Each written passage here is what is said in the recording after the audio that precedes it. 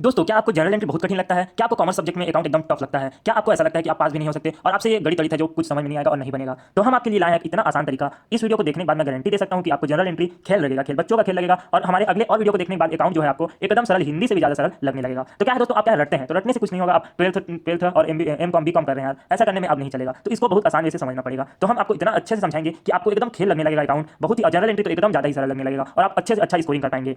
तो चलिए एक एग्जांपल लेते हैं और आपको जर्नल एंट्री के बारे में बताते हैं। तो दोस्तों देखिए, राम ने श्याम को 150 रुपया दिया। 150 रुपया दिया, ये वाला तो मीम्स आपने देखा होगा। उसी प्रकार राम ने श्याम को या अपने आपके दोस्त को, चलिए राम और श्याम में ही लेते हैं, राम ने श्याम को 150 रुपया दिया। ठीक, अब आपको क्या करना है किसके बाद? तो हेलो बच्चों, अगर आपको इंग्लिश बोलने में हिचकिचाहट होती है, इंग्लिश इंटरव्यू की तैयारी करना चाहते हैं, फॉर रेटेड इंग्लिश बोलना चाहते हैं, तो आप सभी के लिए गुड न्यूज़ है। आप सभी के लिए इंग्लिश स्पीकिंग कोर्स, जहां इंग्लिश के टॉप टीचर आपको एकदम बेसिक से इंग्लिश बोलना सिखाएंगे, वो भी हिंदी भाषा में। अब आप सभी बच्चे इंग्लिश बोल सकते हैं और साथ ही इस कोर्स के अंत में आपको सर्टिफिकेट भी दिया जाएगा, जिसमें डॉटनेट ऐप पर इंग्लिश स्पीकिंग कोर्स खरीदिए और अपने इंग्लिश बोलने के सपने को पूरा कीजिए। भारत का सबसे बढ़िया दाम पर इतनी अच्छी क्वालिटी का कोर्स डॉटनेट पर मिलेगा। डिस्क्रिप्शन में लिंक है, डाउनलोड कीजिएगा। पैसा गया राम के पास, तो राम के पास 150 रुपया आया और श्याम ने दिया। समझ रहे हो ना? तो याद करना है जर्नल एंट्री का फॉर्मेट। तो देखिएगा, जर्नल एंट्री के फॉर्मेट को याद करना है, उसके बाद आपको जो इतना आसान लगने लगेगा क्या बताएं। तो चलिए वीडियो में आगे बढ़ते हैं।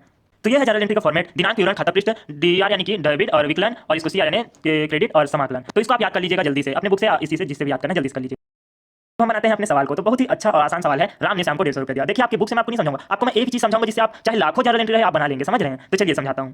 तो दोस्तों देखिए, राम ने श्याम को 150 रुपया दिया। राम के पास कितना पैसा आया? 150 रुपया। और श्याम के पास कितना रुपया गया? 150 रुपया। तो यहाँ पे आपको क्या करना है, उसको ना खाता लिखना है। जैसे जेब में पकड़ा है राम यानी कि खाता, जेब की जगह आपको खाता लिखना है। ठीक, अब इनके सवाल बना रहे हैं, समझिए। तो राम के पास कितना रुपया आया? 150 रुपया। डेबिट यानी आता है, यानी डेबिट यानी जो आपके पास आया। जैसे मैंने कूलर लिया, पंखा लिया, मेरे पास 150 रुपया आया, 300 रुपया आया, 400 रुपया यानी कि डेबिट। और क्रेडिट यानी दिया, जैसे कि मैंने राम को दिया 150 रुपया, मैंने फ्रिज बेचा, कूलर बेचा, पंखा बेचा, ये सब क्रेडिट में आता है। डेबिट क्रेडिट के खेल को आपको समझना पड़ेगा। तो ये सब समझ में अगर नहीं आया तो मेरे से कमेंट कीजिएगा, मैं समझा दूंगा अच्छे तरीके से। तो देखिए, राम का जेब में पैसा आया यानी कि राम का खाता डेबिट, डेबिट जो सबसे पहले लिखाएगा, क्रेडिट जो है उसके नीचे लिखाएगा। तो राम के पास 150 रुपया है और श्याम ने दिया, उसी को लिखना है। श्याम के खाते से 150 रुपया और राम का खाता डेबिट। समझ गए? इसके नीचे में आपको क्या लिखना है, जो प्रश्न है, राम ने श्याम को 150 रुपया दिया। हो गया दोस्तों। अब आपको मैं समझाऊंगा डिटेल में 12वीं का और 11वीं का जो क्वेश्चन है उसको। तो हमारे चैनल को सब्सक्राइब करके लाइक कर दीजिएगा। ये तो नॉर्मल था, आपको बेसिक समझा, आपको अब डिटेल में समझाऊंगा।